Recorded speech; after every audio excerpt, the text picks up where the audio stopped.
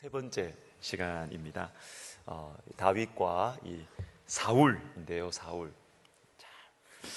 참 이 다윗의 인생에 있어서 이 사울이라는 존재는 참 이 어떻게 설명을 해야 되나요? 이 애증 관계일 수도 있고 다윗의 인생 가운데 너무나 이 큰 상처를 입힌 사람일 수도 있고 또 한편으로는 은인이죠, 은인. 베들레헴의 작은 동네의 목동으로 있는 다윗을 등용시킨, 그죠? 이 역사의 중심부로 이렇든 저렇든 등용시킨 아주 이렇게 은인이라고 볼 수 있습니다. 그러나 가까이 가서 사울과 이렇게 지내면서 이 사울이 하나님으로부터 점점 멀어져가는 모습들, 그리고 그것이 고스란히 자기에게 목숨의 위협과 여러 가지 어떤 어려움들로 이렇게 열매 맺는 것들을 보면서 참 이 다윗은 이 사울을 볼 때 너무너무 참 마음이 복잡한 마음이 많았을 것 같습니다. 그럼에도 불구하고 사울을 함부로 하지 아니하고 하나님께서 나에게 하나님의 일하시는 것을 가르쳐 주시는 이 매서운 훈련 조교와 같은 역할을 또 했죠, 사울이. 그러니까 여러분 오늘 우리 다윗과 사울, 이 사울을 좀 집중적으로 보면서 또 우리의 삶 속에도 사울과 같은 존재가 있을 거예요. 그리고 여러분, 내가 사울이 될 수 있습니다. 내가. 네. 나는 늘 피해받는 사람, 나는 늘 공격받는 사람이라고 생각하시면 안 돼요. 우리가 알지 모르게 우리가 사울같이 다른 사람을 힘들게 하고 괴롭게 하는 그런 역할도 할 수 있다는 가능성을 열어두고 우리가 한번 보았으면 좋겠습니다. 오늘은 특별히 이 경쟁심, 시기 이런 부분들이 많이 나올 것인데요. 여러분, 이 시기심이라는 것은 우리 신앙생활에 있어서 매우 중요해요. 그러나 사람들은 이 시기심을 인정하기를 너무 싫어해요. 네. 그러나 우리 마음 속에 성경뿐만 아니라 우리 인간의 이 문학 세계 속에서도 이런 꼭 막장 드라마까지 안 가더라도 너무너무 많은 이 시기심으로 나타나는 우리의 많은 행태들이 있다는 것을 우리가 부정할 수가 없을 것 같습니다.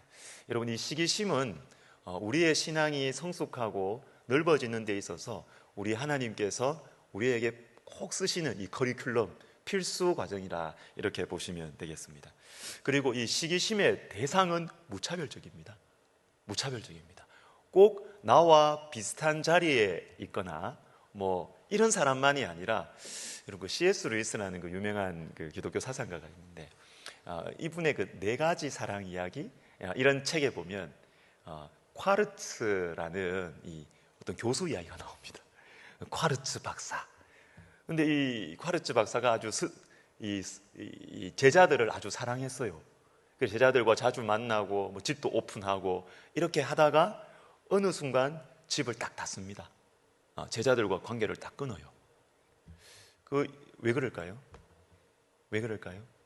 제자들 중에 자기보다 나은 제자가 나오는 자기보다 나은 제자가 딱 나타나는 것을 보면서 이 교수가, 스승이 제자에게 시기심을 느껴서 견딜 수가 없는 거예요. 그래서 문을 딱 닫습니다. 문을 닫습니다.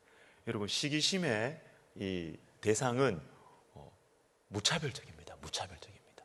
그래서 여러분, 오늘 우리 성경 공부를 한번 우리 자신에게 좀 대해서 보면 좋겠습니다. 자, 먼저 다윗의 자리에서 그리고 사울의 자리에서 이렇게 제목을 잡아봤는데요. 여러분, 먼저 그 마가복음 3장 6절, 노트에는 없는데 한번 찾아보면 좋겠습니다. 자, 마가복음 3장 6절을 한번 찾아보시면 좋겠습니다.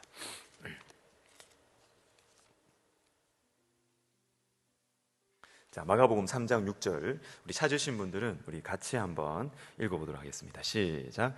바리새인들이 나가서 곧 헤롯 당과 함께 어떻게 하여 예수를 죽일까 의논하니라, 이렇게 되어 있습니다. 자, 오늘 이제 제가 큐티반에서 하는 마가복음 본문인데, 예수님께서 회당에 들어가셔서 한쪽 손 마른 사람을 만나게 됩니다. 이때 예수님께서 이 손 마른 사람을 고쳐주세요. 너무너무 잘 하셨잖아요. 좋은 일이지 않습니까? 한 인생의 고통을 주님께서 해결해 주셨습니다. 그런데 이 선한 행위를 한 예수님을 옆에 있는 이 바리새인들이 죽이려고 합니다. 죽이려고 합니다. 근데 제가 이 말씀을 이렇게 보면서 제 마음 속에 두 가지 마음이 같이 들었습니다. 처음에 드는 마음은, 그래, 좋은 일 하고 욕 먹을 수 있다. 이게 이제 먼저 묵상이 되는 것입니다. 아무리 선한 마음으로 선한 행위를 해도 욕 먹을 수 있고 공격받을 수 있고 비난받을 수 있다. 예수님의 자리죠. 제가 예수님의 자리에 서서 피해자, 나는 늘 당하는 사람, 피해받는 사람, 이렇게 생각이 들었어요.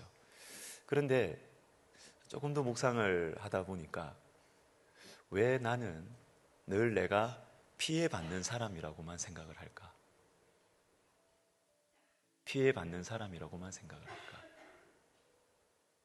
내가 때로는 선한 행위를 하는 사람들을 도리어 죽이려고 하는, 깎아내리려고 하는 이 바리새인들 이 자리에 내가 서고 있는 것은 아닐까? 이런 생각도 들었습니다. 그렇게 하니까 이 말씀을 큐티를 하면서 제 마음속에 이런 기도가 나오는 것이죠. 하나님, 제가 사람을 죽이는 사람이 되지 않게 해주십시오. 사람을 축복하는 사람이 되어야지, 사람을 깎아내리거나 사람을 망하게 하려는데 의논하고 머리를 굴리는 그런 사람이 되지 않게 해주십시오. 이런 생각, 그런 기도가 되었습니다. 여러분, 우리가 성경을 보실 때 늘 나는 착한 사람, 착해서 고난받는 사람, 그럴 수 있습니다. 그렇지만 저와 여러분이 사울이 될 수도 있어요. 저와 여러분이 바리새인이 될 수도 있어요. 저와 여러분 때문에 누군가는 너무나 마음이 아프고 너무 마음이 괴롭고, 왜 내 인생의 길을 막아서나, 저와 여러분이 그 막아서는 사람이 될 수도 있다는 거예요. 그래서 우리가 성경을 보실 때 다윗의 자리뿐만 아니라 사울의 자리에도 서는 그런 정직함과 겸손함이 있으면 하나님의 말씀을 통해서 우리가 더 예수님을 닮아가게 될 것 같습니다. 자, 그러면 사울은 어떤 사람인가? 먼저 사울의 처음 모습을 한번 보도록 하겠습니다. 자, 사무엘상 9장 2절 말씀 우리 같이 읽습니다. 기스에게 아들이 있으니 그의 이름은 사울이요 준수한 소년이라. 이스라엘 자손 중에 그보다 더 준수한 자가 없고 키는 모든 백성보다 어깨 위만큼 더 컸더라. 사울의 외모가 출중했습니다. 외모가 아주 준수했습니다. 자, 그리고 또 9장 5절도 같이 읽습니다. 사환에게 이르되 돌아가자. 내 아버지께서 암나기 생각은 고사하고 우리를 위하여 걱정하실까 두려워하노라. 왕이 되기 전에 사울의 모습인데, 참 이렇게 자식으로서 아버지가 나 때문에 걱정하지 않을까, 아주 마음이 따뜻하고 배려심이 있는 그런 사람이었습니다. 9장 7절도 같이 읽습니다. 우리가 가면 그 사람에게 무엇을 드리겠느냐? 우리 주머니에 먹을 것이 다하였으니 하나님의 사람에게 드릴 예물이 없도다. 무엇이 있느냐? 자, 사울은 하나님을 참 경외하는 그런 초심을 가지고 있었어요. 그런데 하나님을 이 경외하는 마음이 지금 사무엘을 만나러 갈 때, 사무엘이 하나님의 사람이다, 하나님의 선견자다라는 것을 알고 하나님의 사람에 대한 경외심으로 또 연결이 되는 것입니다. 자, 21절 같이 읽습니다. 나는 이스라엘 지파의 가장 작은 지파 베냐민 사람이 아니니까 또 나의 가족은 베냐민 지파 모든 가족 중에 가장 미약하지 아니하니까 당신이 어찌하여 이같이 말씀하시나이까. 아멘. 사울을 사무엘이 왕으로 세우려고 하니까 사울의 반응이 무엇이냐면 자신의 가정 배경에 대해서 아주 겸손한 마음을 가져요. 여러분, 우리의 마음속에 우리는 어떻게 하든지, 그죠? 내가 좀 부족하다 그러면 나와 관계된 어떤 사람들을 자꾸 이렇게 자랑을 하는 경향이 있지요. 특별히 그것이 가정에 어떤 배경이 있다면 더 우리의 마음속에 그것이 은근한 프라이드의 이유가 됩니다.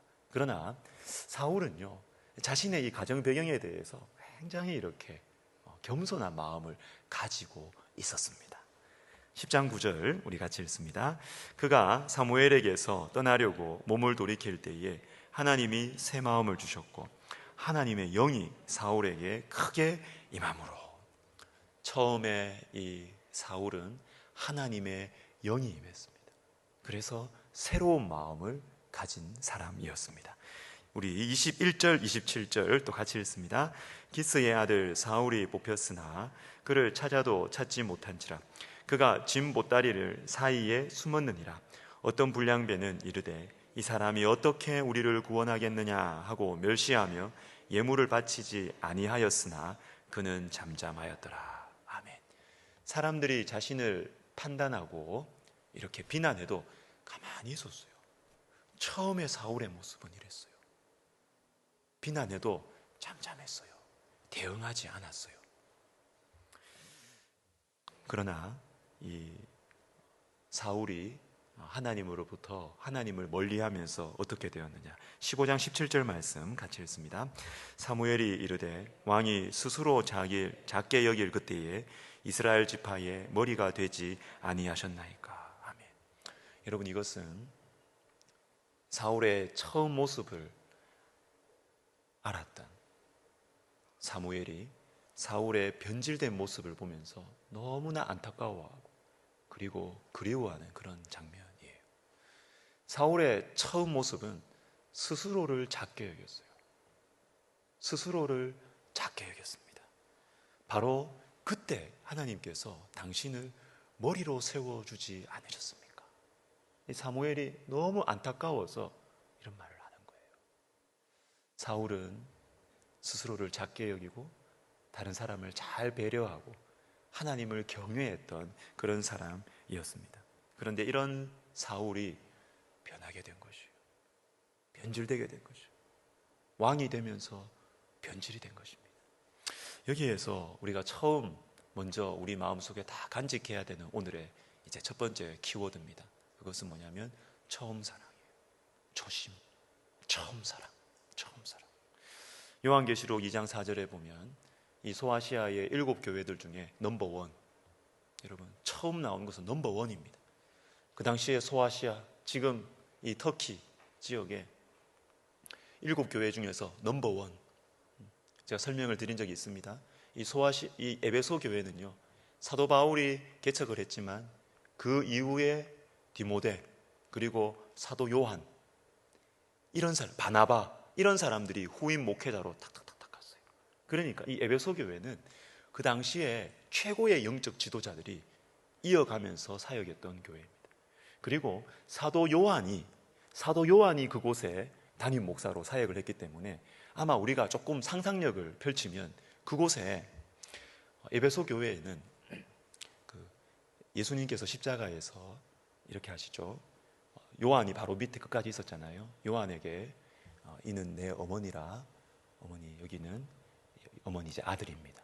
이렇게 마리아 어머니와 마리아와 사도 요한을 묶어줘요. 그래서 이 에베소 교회에는 아마도 이 마리아 권사님도 계셨을 것이다. 이렇게 이제 추측을 합니다. 그러니까 한마디로 이 에베소 교회는요, 역사와 전통과 신학과 막 아주 쟁쟁한 사람들이 가득 있었던 대표적인 교회, 에베소 교회였습니다. 그런데 그럼에도 불구하고 이 에베소 교회가 시간이 지나가면서 큰 문제가 생겼어요. 신학이 흐트러진 것도 문제가 아니었습니다. 봉사를 덜 한 것도 아닙니다. 처음 행위를 가지고 있었어요, 에베소 교회. 근데 에베소 교회에 시간이 지나면서 생긴 문제가 무엇이냐면 처음 사랑을 잊어버린 거죠. 처음 사랑을 잊어버린 거죠. 여러분, 이야기할 수 있는, 우리가 변명할 수 있는 이유들은 참 많이 있어요. 우리가 처음 사랑을 잃어버리게 된 이유들 있습니다. 그렇지만 그 어떤 것들에 대해서도 우리 주님은 그 이유를 묻지 않으세요. 네가 처음 사랑을 잃어버린 것, 이것이 너무너무 안타깝다. 주님 그렇게 말씀하세요. 부활하신 예수님께서 마태복음 28장에 보시면요, 예수님께서 부활하신 후에 저는 조금 이상합니다. 예수님은 예루살렘에서 십자가에 못 박히셨잖아요. 그리고 제자들이 예수님을 부인하고 이렇게 흩어지고 이렇게 해도 어디 멀리 갔겠습니까? 그 며칠 상간에. 그렇지만 주님께서 이 제자들을 다시 만나는데 어디에서 만나느냐 하면 갈릴리에서 만나자라고 말씀하세요. 내가 갈릴리로 갈 것이다. 거기에서 제자들을 만날 것이다. 왜 갈릴리일까요? 갈릴리는 예루살렘보다 훨씬 북쪽에 있는 곳입니다. 멀리 있습니다. 왜 굳이 갈릴리에서 제자들을 만나려고 하실까요? 그것은 예수님께서 제자들을 처음 부르신 곳이 갈릴리. 처음 부르신 그곳. 갈릴리. 처음 사랑을 다시 회복하는 것. 이것이 예수님께서 제자들을 떠나기 전에 반드시 하고 싶으셨던 그런 일이었다라는 것입니다. 여러분, 사울은 이 처음 사랑을 잊어버렸습니다. 자, 두 번째부터는 이 사울의 어떤 이 성격적인 어떤 이 좀 연약한 점이 나타나기 시작을 하는데요. 이 사울의 이 변질되는 모습에 있어서 이 중요한 처음 시작 포인트가 되는 것이 사무엘상 13장, 15장입니다. 이게 늘 자주 나오죠. 13장, 15장. 13장은 블레셋과의 전쟁, 그리고 15장은 아말렉과의 전쟁. 이 두 싸움 다 승리합니다. 승리하는데 여기에서 사울이 하나님으로부터 멀어지는 아주 출발점, 계기가 되는 것입니다. 무엇이 문제냐? 자, 사무엘상 13장 우리 8절을 한번 보시면요, 사울은 사무엘이 정한 기한대로 이레 동안을 기다렸으나 사무엘이 길갈로 오지 아니하매, 자, 그 다음 꺽쇠 펴보십시오. 백성이 사울에게서 흩어지는지라, 이렇게 됐습니다. 백성이 사울에게서 흩어지는지라.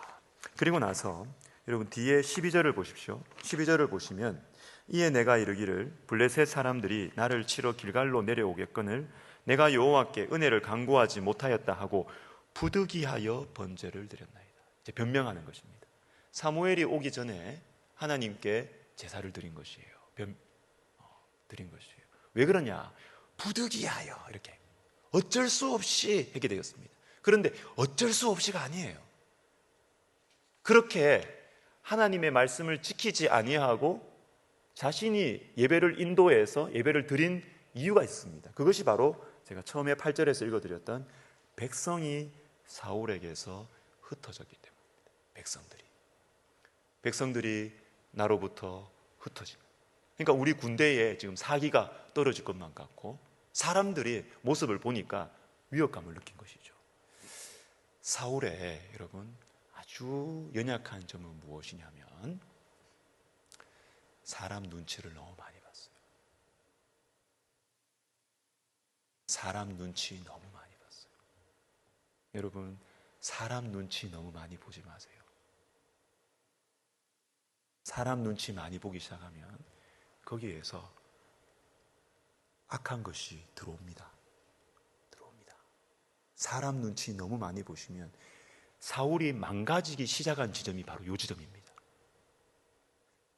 하나님보다 사람의 눈치를 더 많이 보면서, 그러면서 사울의 영혼이 망가지기 시작합니다. 15장도 보십시오. 아말렉과의 전쟁에서 아말렉은 이 이스라엘에게 있어서 참 이렇게 이렇게 참 얄밉고 얄미운 원수예요.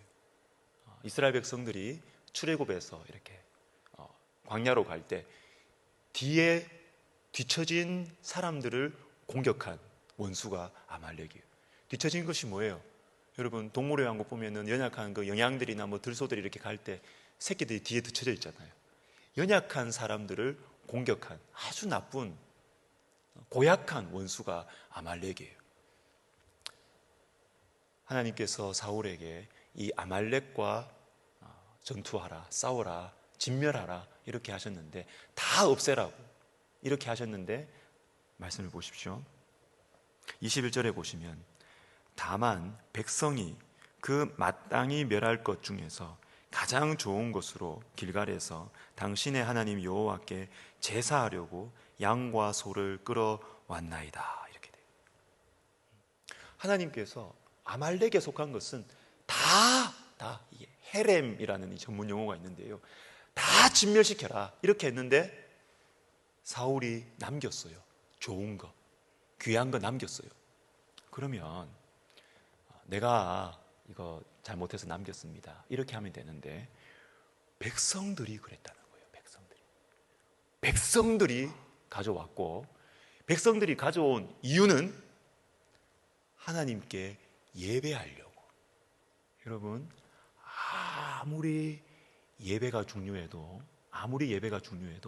하나님의 말씀에 순종하지 않은 예배는 아니에요. 그래서 또 24절을 보십시오. 24절에 보시면 내가 백성을 두려워하여 그들의 말을 청종하였음이니이다. 반복되는 사울의 연약한 점이 나옵니다. 그것은 뭐냐면 사람 눈치 너무 많이 보고, 사람 눈치를 하나님 눈치보다 더 많이 보시면 영혼이 망가지기 시작합니다. 사랑하는 여러분, 하나님 눈치 제일 많이 보시기를 바랍니다. 하나님 눈치를 가장 많이 보셔야지, 사람 눈치를 하나님 눈치보다 더 많이 보시면 영혼이 망가집니다. 고린도전서 4장 우리 밑에 있는 말씀 우리 같이 읽습니다. 너희에게나 다른 사람에게나 판단받는 것이 내게는 매우 작은 일이라. 나도 나를 판단하지 아니하노니 내가 자책할 아무것도 깨닫지 못하나 이로 말미암아 의롭다함을 얻지 못하노라. 다만 나를 심판하실 이는 주시니라. 여기까지만 읽겠습니다. 사도 바울이, 하나님께서 사도 바울을 통해서 우리에게 가르쳐 주시는 거예요. 사람의 판단을 작게 여기라는 거예요. 작게 여기라. 여러분, 사람들에게 내가 평가받을 수 있습니다. 우리가 사람들과 같이 사니까 어쩔 수가 없어요.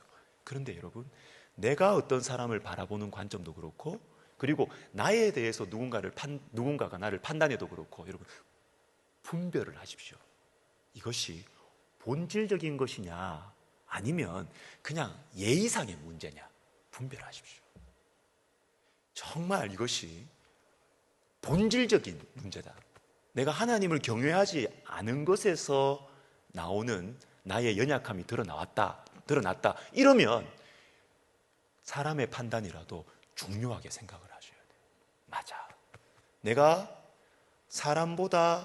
하나님보다 사람을 더 중요하게 생각했기 때문에 내가 거짓말을 했구나.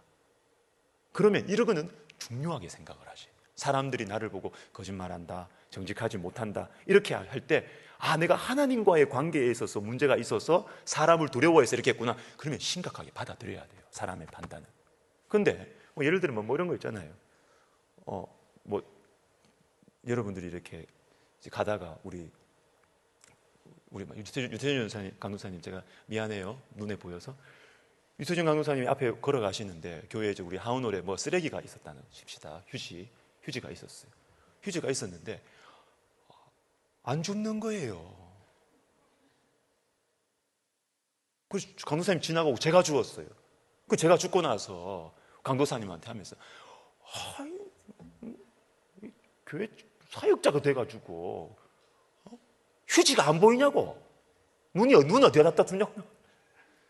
그런 거는요, 괜찮아요. 휴지 안 줘도 돼요. 안 주울 수도 있어요. 비본질적인 거예요. 저한테 잔소리는 들을 수 있어요. 그렇지만 그것 때문에 너무 마음에 괴로워할 필요 없어요. 다음부터 주면 되지 뭐. 본질적인 것이 아닙니다. 사람이 나에 대해서 판단할 수 있습니다. 판단할 그 소리가 안 들리면 되는데 또 들려와요. 들려올 때 여러분 너무 마음 힘들어하지 마세요. 상처받지 마세요. 분별하시면 됩니다. 분별. 그것이 하나님께서 보실 때 이게 나쁘다고 생각하실 본질적인 것이면 심각하게 받아들이세요. 그리고 회개하십시오. 하나님, 제가 잘못했습니다. 회개하십시오. 그런데 뭐 사람들 사이에 뭐 예의에 관계된다는 거든지 뭐 이런 비본질적인 것이면 여러분 다음부터 잘하면 돼요. 다음부터 잘하면 돼요. 그 본질적인 거 아니면은 그렇게 하지 마세요. 사람이 나에 대해서 판단하는 것을 너무 중요하게 생각하지 마십시오. 분별하십시오. 분별. 나를 판단하실 분은 한 분이십니다. 하나님이 나를 판단하시는 분이세요. 분별하십시오. 세 번째, 이제 사울이 참 시기심에 참 약한 사람이었던 것 같습니다. 우리 유명한 말씀이지만 우리 같이 읽겠습니다. 시작. 무리가 돌아올 때 곧 다윗이 블레셋 사람을 죽이고 돌아올 때에 여인들이 노래하며 춤추며 소고와 경쇠를 가지고 왕 사울을 환영하는데 여인들이 뛰놀며 노래하여 이르되 사울이 죽인 자는 천천히요 다윗은 만만히로다 한지라 사울이 그 말에 불쾌하여 심히 노하여 이르되 다윗에게는 만만을 돌리고 내게는 천천만 돌리니 그가 더 얻을 것이 나라 말고 무엇이냐 하고 그날 후로 사울이 다윗을 주목하였더라. 그 이튿날 하나님께서 부리시는 악령이 사울에게 힘있게 내리매 그가 집안에서 정신없이 떠들어대므로 이렇게 되어 있습니다. 자, 여러분 보십시오. 사울은 다윗과의 이 비교, 요거에 그냥 사울이 정신줄을 놔버립니다. 여러분, 이 말씀 이후로부터 10절부터 보십시오. 사울이 미쳐요. 여러분, 이 시기심이라는 것을 우리가 쉽게 볼 게 아니에요. 쉽게 볼 게 아니에요. 이것을 하나님 앞에서 잘 소화하고 처리하지 않으면 100% 다 이래 된다고 볼 수는 없겠지만 사울을 보면 정신에 문제가 생깁니다. 이 시기심에 딱 걸려 넘어지면 정신에 문제가 생깁니다. 그래서 여러분, 이 시기심은요, 사단이 인간의 역사에 있어서 아주 능숙하고 자주 사용하는 사단의 도구가 시기심이에요. 가인과 아벨, 그렇죠? 이삭과 이스마엘, 다 시기심이에요. 에서와 야곱, 요셉과 그 형들, 다 시기심이에요. 시기심이에요. 시기심을 우리가 좀 이렇게 좀 진지하게 생각해 볼 필요가 있습니다. 그리고 여러분, 이 8절 뒷부분을 보십시오. 여인들이 다윗은 만만, 사울은 천천. 이게 팩트입니다. 팩트. 이게 들렸습니다. 그런데 여기에서 우리가 생각을 끊어야 될 게 있습니다. 그렇구나. 다윗이 골리앗을 죽였으니까 이 전투에 있어서는 다윗이 공을 세웠지. 이게 사실이죠. 그리고 여인들이 이걸 인정을 하고 이걸 이야기하는 것입니다. 그러면 거기에서 그쳐야 됩니다. 거기에서 우리의 생각을 끊어야 돼요. 그런데 우리의 이 육적인 생각은 뭐냐면 후반절에 나오는 너희들이, 이 백성들이 이렇게 나보다 다윗을 더 좋아해? 나라까지 뺏어가겠구만. 이거는 사울이 만든 시나리오입니다.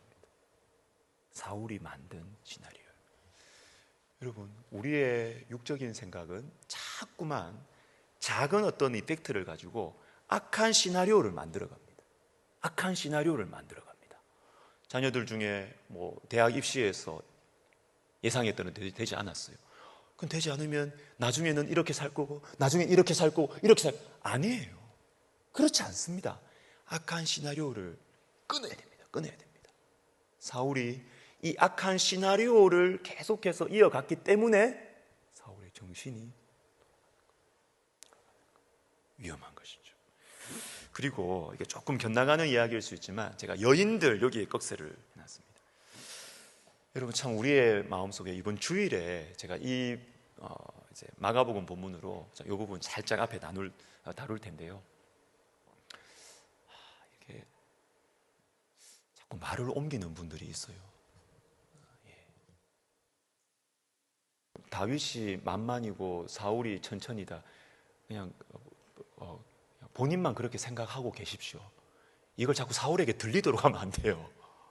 사울에게 들리도록 하면 사울의 마음이 복잡해져요. 잠언 20장 19절에 보시면 두루 다니며 한담하는 자는 남의 비밀을 누설하나니 입술을 벌린 자를 사귀지 말지니라. 이렇게 되어 있습니다. 그리고 여러분 디모데후서 3장을 보십시오. 3장 6절과 7절을 우리 같이 읽습니다. 시작. 그들 중에 남의 집에 가만히 들어가 어리석은 여자를 유인하는 자들이 있으니 그 여자는 죄를 중히 지고 여러 가지 욕심에 끌림바 되어 항상 배우나 끝내 진리의 지식에 이를 수 없느니라. 이렇게 되어 있습니다. 자, 여러분, 이 에베소 교회 안에, 이 디모데가 사역하는 에베소 교회 안에 자꾸 이렇게 집을 돌아다니면서 자꾸 이렇게 말을 만들어내는 사람들이 있었던 것 같아요. 말을 만들어내는 사람. 그래서 7절에 보시면 항상 배우나 끝내 진리의 지식에 이를 수 없다. 이 사람이 도대체 누구냐? 말을 퍼뜨리는 사람이냐? 아니면 그 말에 끌려서 유인받는 사람이냐? 헷갈려요. 우리나라 성경에는 어리석은 여자를 유인하는 자들 이렇게 해가지고 유인받는 사람을 단수로 해놓고 유인하는 자, 말 퍼뜨리는 사람을 복수로 해놨거든요. 그리고 나서 그 뒤에 이어지는 그 여자는 이렇게 단수가 돼가지고 항상 배우나 진리의 지식에 이르지 못하는 사람을 유혹받는 사람으로 표현이 되는데, 제가 이걸 찾아보니까 우리나라 성경에 어리석은 여자, 이게 복수예요. 사실은 복수.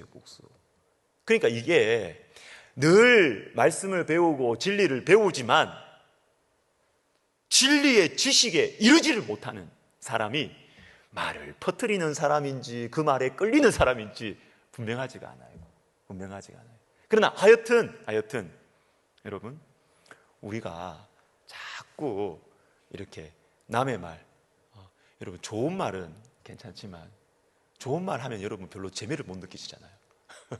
자꾸 남의 좋지 않은 거, 이랬더라 저랬더라, 자꾸 좋지 않은, 교회 안에서 참 이런 말들 퍼뜨리는 분들이 있어요.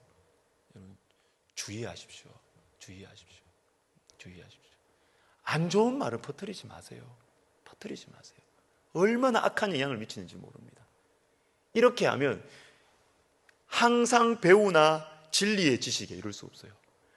악한 말을 퍼뜨리고 또 그것을 그런가 보다 받아들이고 이러면요, 성경을 계속 배워요.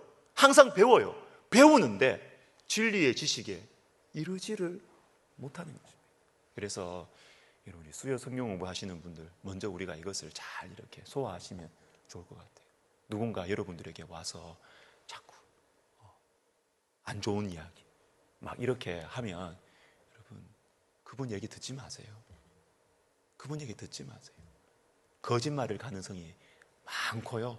혹시 팩트를 하더라도 그거 받아들여서 여러분 영혼에 좋을 게 하나도 없어요.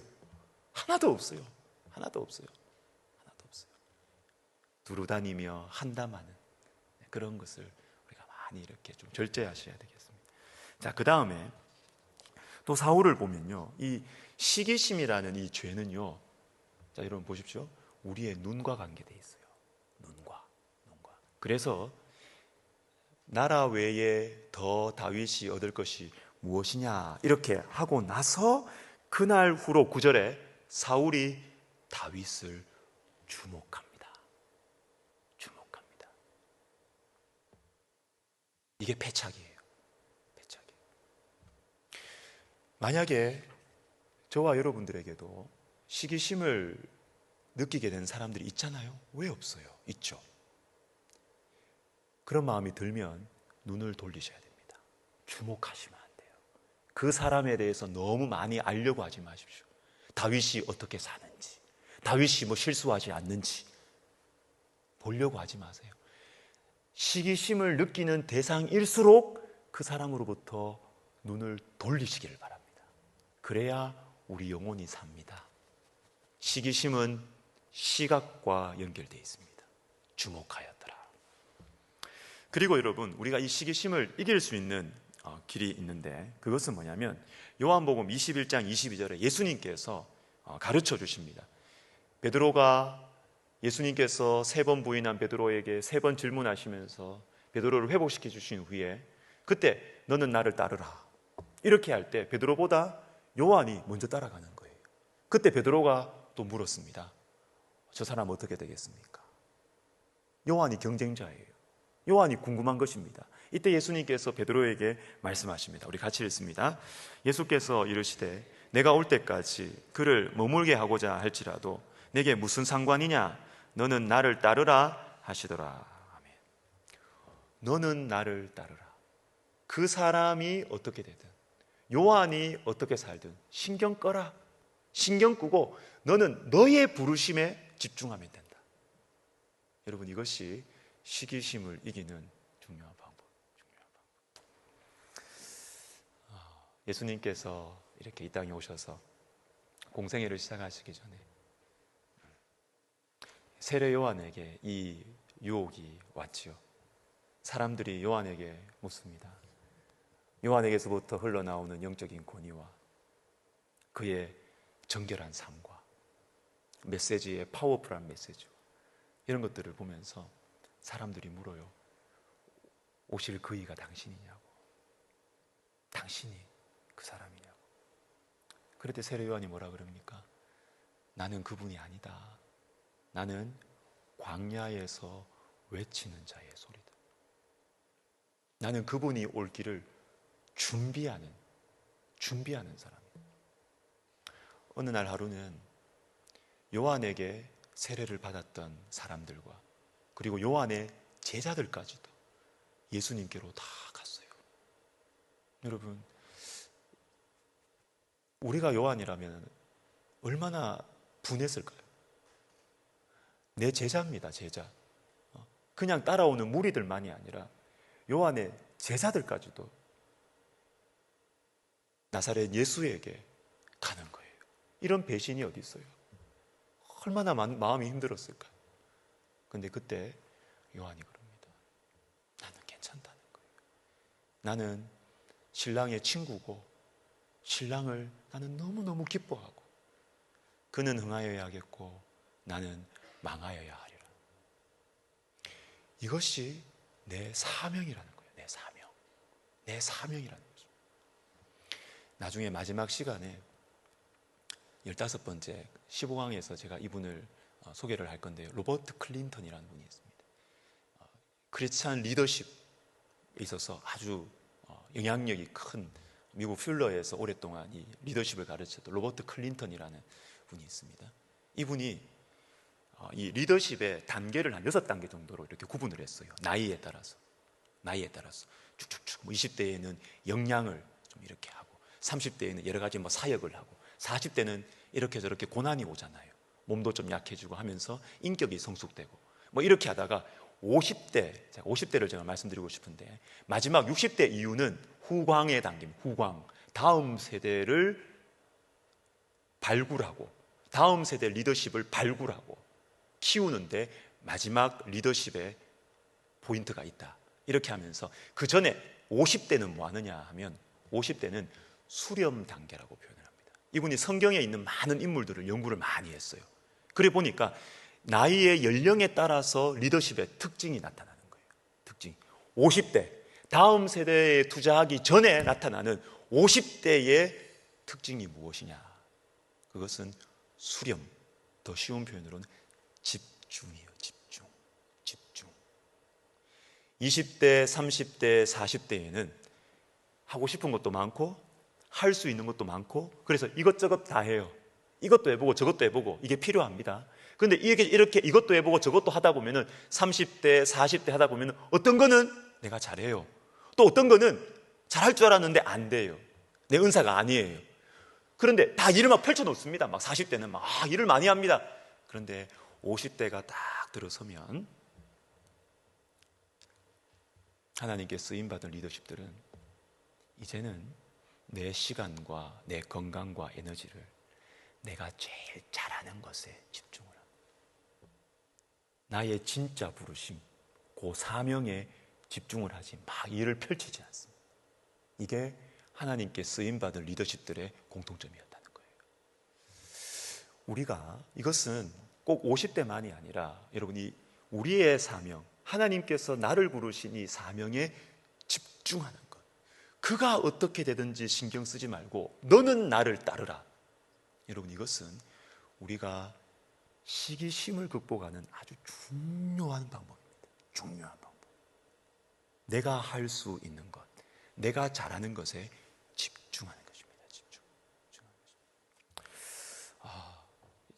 것입니다. 저는 이제 아직 50대가 안 됐는데요.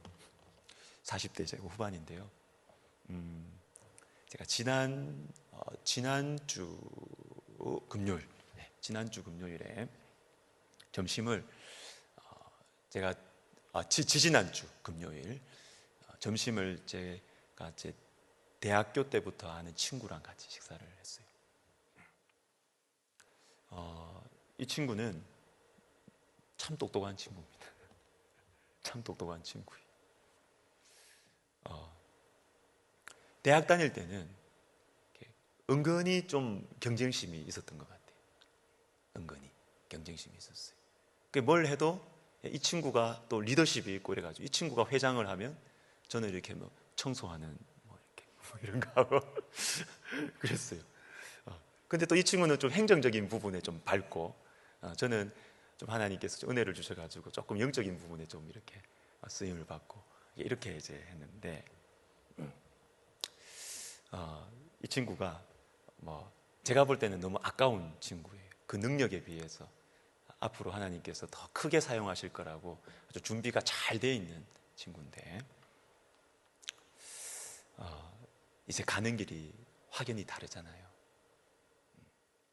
대학 때는 내가 그 친구보다 더 뭐 공부도 잘하고 싶고 근데 안 돼요. 이 친구는 늘 단대 수석으로 졸업했어요. 탑이에요, 탑. 저는 점점점이 공부 잘 못했어요. 그래서 늘 이렇게 좀 이 친구가 좀 부럽기도 하고 좀 그런 경쟁심도 있었던 것 같아요. 그러나 최근에 이 친구가 이제 좋은 대학에 강의를 하게 됐어요. 근데 제가 너무 좋은 거예요. 제가 너무 기쁜 거예요. 대학교 때였으면 기분 나빴을 것 같아요. 기분 안 좋았을 것 같아요, 저는. 그런데 지금은 그런 마음이 거의 안 들어요. 전혀 안 들어요. 더 잘 됐으면 좋겠어요. 내가 볼 때 니는 너무 아깝다. 내 주변에 있는 천재 중에 한 명이거든요.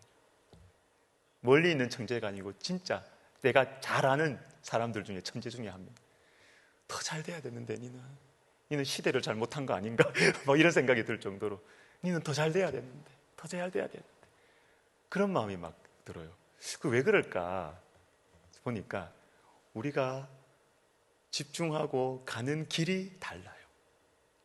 제가 인격이 좋아서가 아니라 가는 길이 다르고 나는 목사로서 이 길에 저는 집중을 하는 거예요. 저는 그 친구가 하고 있는 일을 할 수 없어요. 저는 지금부터 준비해도 못해요. 그리고 그 친구도 목회 못해요. 제가 봐도 못해요. 내 성격으로는 일 못하고 그 녀석 성격으로는 일 못해요. 부르심이 달라요. 너는 나를 따르라. 너는 나를 따르라. 나의 부르심을 확실하게 알면 다른 사람이 잘하고 못하고 신경 덜 쓸 수 있습니다. 시기심을 이길 수가 있다라는 것입니다. 자, 넘어갑시다. 그리고 네 번째 이렇게 보시면요.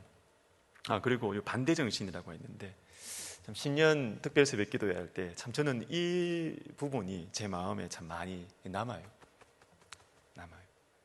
우리가 우리의 마음 속에 어떤 죄악된 마음이 들면 그것을 이런 생각을 안 해야지 이걸로는 안 된다는 걸 했습니다. 제가 시기심이 생기면 시기심을 안 가져야지 한다고 해서 시기심이 없어지는 게 아닙니다. 그럼 어떻게 해야 되느냐? 시기심과 반대 정신으로 나가야 돼요. 반대정신. 내가 누군가를 향해서 자꾸 질투가 생긴다 그러면 여러분 기도할 때 의도적으로 그 사람을 축복하세요. 축복 기도하십시오. 하나님, 우리 전도사님 축복해 주세요. 우리 목사님 축복해 주세요. 아예 반대로 순종을 해보는 거예요. 반대 정신을. 이렇게 하면 내 영혼이 삽니다. 내 영혼 삽니다. 아니, 목사님 그분 축복해 줘가지고 진짜 잘 되면 어떡해요? 괜찮아요. 여러분 괜찮아요. 우리 하나님은, 하나님의 선은 무한합니다. 아우구스티누스가 그런 말이었어요. 하나님의 선은 자본주의 사회처럼 파이가 정해진 게 아니에요. 내가 그 사람 축복해줘서 또 하나님 또 축복해 주시는 기도는, 또 남을 위한 기도는 또 하나님 잘 들어주세요. 그 사람 잘 될 겁니다. 근데 너무 배 아파하지 마세요.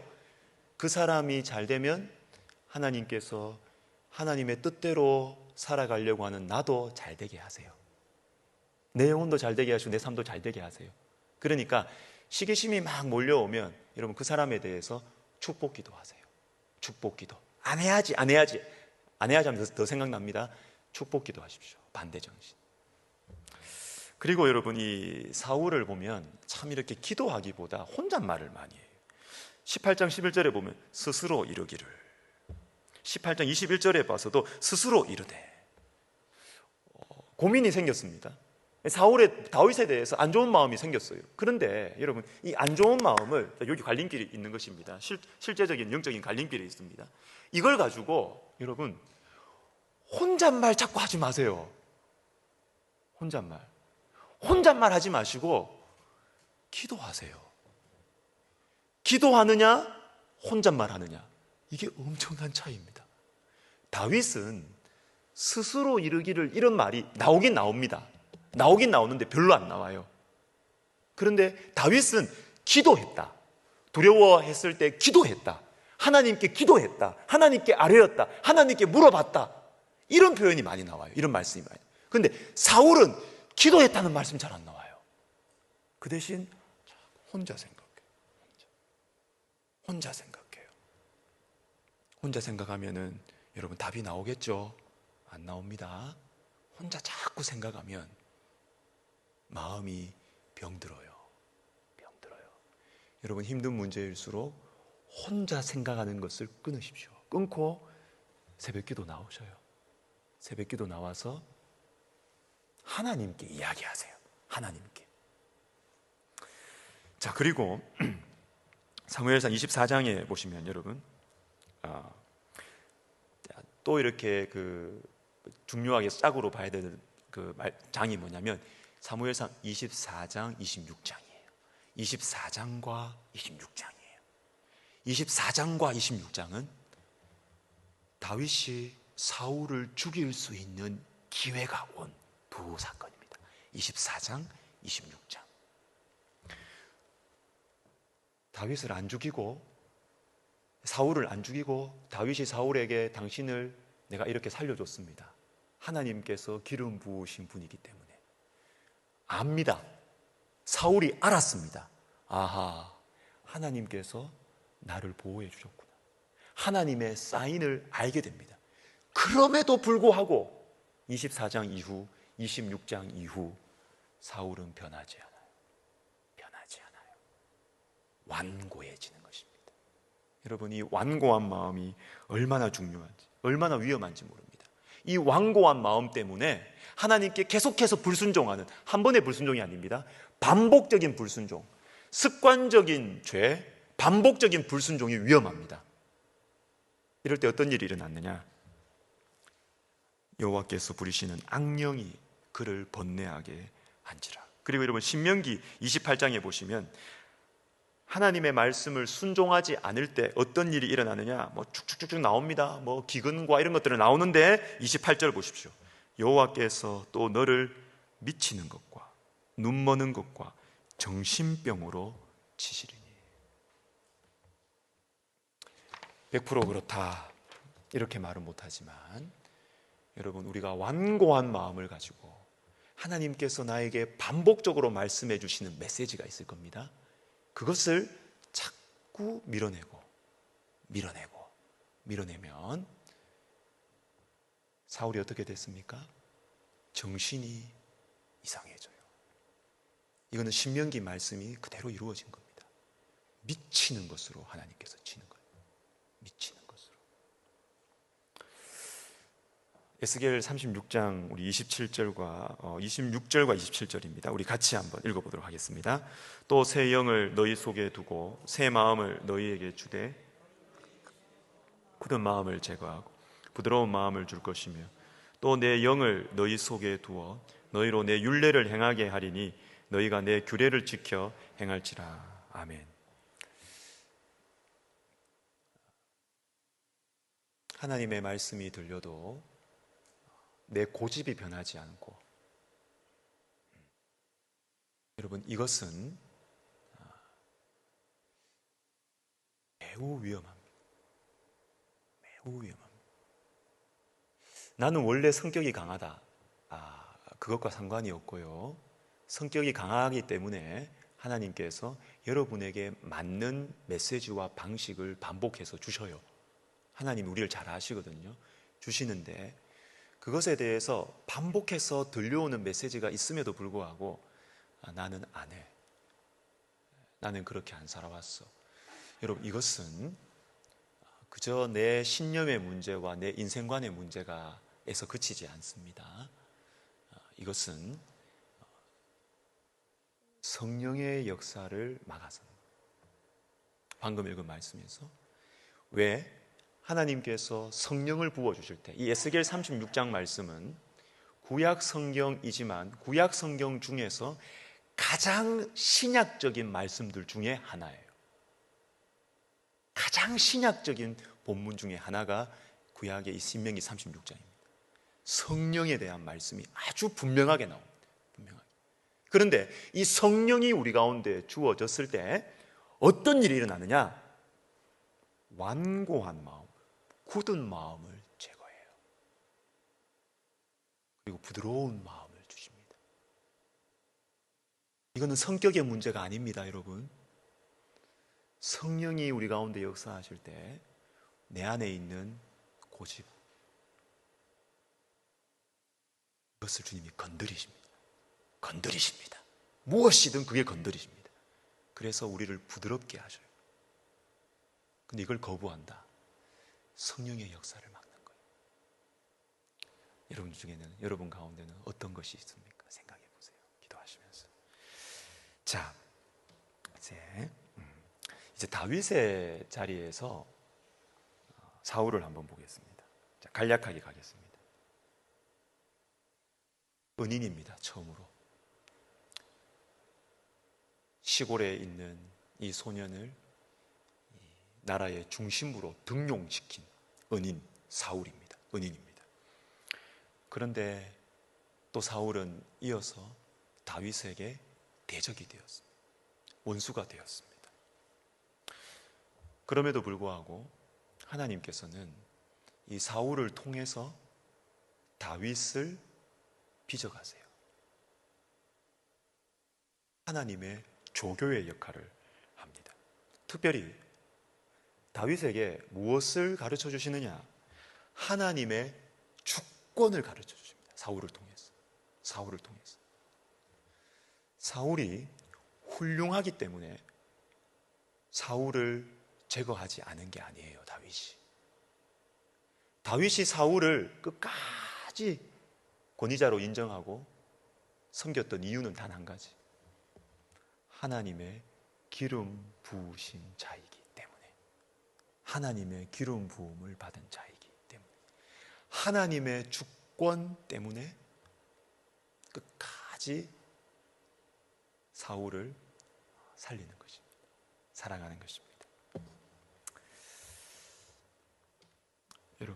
여러분 주변에도 하나님의 조교로 쓰임받는 여러분에게 그런 사람이 있을 거예요.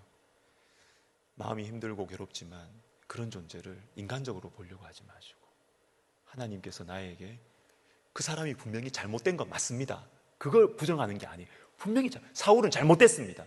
그럼에도 불구하고 하나님께서는 사울을 통해서도 다윗을 빚어 가신다는 사실, 여러분 꼭 잊지 마시기를 부탁드립니다. 그리고 여러분, 사울의 자리에서 다윗을 한번 볼까요? 다윗을 볼까요? 어떻게 되겠습니까? 다윗은 지금 점점 강해지고 있는 사람. 점점 강해지고. 그런데 사울 자신은 점점 약해지고 있는 자리에 있습니다. 사울은 자신도 알아요. 24장, 26장 이런 데 보면 알고 있습니다. 내가 지금 처음에는 택함 받은 자였지만, 내가 처음에는 하나님께 쓰임 받았지만 지금 하나님이 나를 버리셨다는 거 알고 있습니다. 그런데 다윗을 지금 택하셔서 쓰고 계신다는 것도 사울이 알고 있어요. 자, 여러분, 우리에게는 이게 남의 이야기일까요? 아닙니다. 우리도 세월이 지나다 보면 내가 쓰임 받았을 때가 있습니다. 내가 젊었을 때, 또 내가 직을 가지고 있을 때 쓰임 받았을 때가 있습니다. 그런데 그 직을 계속 유지할 수가 있나요? 아니죠. 하나님께서 이제 내려놔라 할 때가 있습니다. 그런데 막 솟아오르는 사람들이 있습니다. 그런 인물이 있습니다. 그럼 우리가 그 다윗을 볼 때 어떤 마음으로 볼 것이냐는 것이죠. 사울처럼 그 사람을 창으로 죽이려고 할 것이냐, 어디 내 자리를 넘봐 창을 던질 것이냐. 아니죠. 사울처럼 되지 말라는 겁니다. 우리 주님은 사울처럼 되지 말고, 그런 사람이 있을 때 죽이려고 하지 말고, 제거하려고 하지 말고, 오히려 요나단처럼 사랑하고 아끼고 세워주고 축복해주라, 이렇게 하는 것이죠. 그리고 여러분, 또 그렇게 솟아오르는 사람이 탁월해요. 사울이 다윗을 볼 때 탁월하다는 것을 알아요. 어떻게 하시겠습니까? 우리가 다윗의 자리에 서서 사울 같은 존재가 나를 괴롭힐 때 내가 감당해야 되고, 오늘 들은 말씀을 붙들고 하나님의 조교구나, 내가 하나님 붙들고 잘 감당해야지, 잘 버텨야지, 이것도 맞지만 오늘 말씀을 보면서 우리는 사울의 자리에도 서야 돼요. 사울의 자리에 서서 나는 쇠하고 어떤 사람이 막 뜨고 있을 때, 그때 나는 어떻게 마음을 먹고 어떻게 행동해야 되는가, 그것도 우리가 생각을 해야 된다는 것이죠. 자, 정리하겠습니다. 사울을 통해서 우리에게 던져주는 메시지는 세 가지인 것 같습니다. 첫사랑입니다. 첫사랑. 여러분, 첫사랑을 우리가 회복했으면 좋겠습니다. 두 번째는 하나님의 이 반복되는 사인에 반응했으면 좋겠습니다. 완고한 마음을 내려놓고 반응했으면 좋겠습니다. 세 번째, 반대정신. 여러분 꼭 기억하시기를 바랍니다.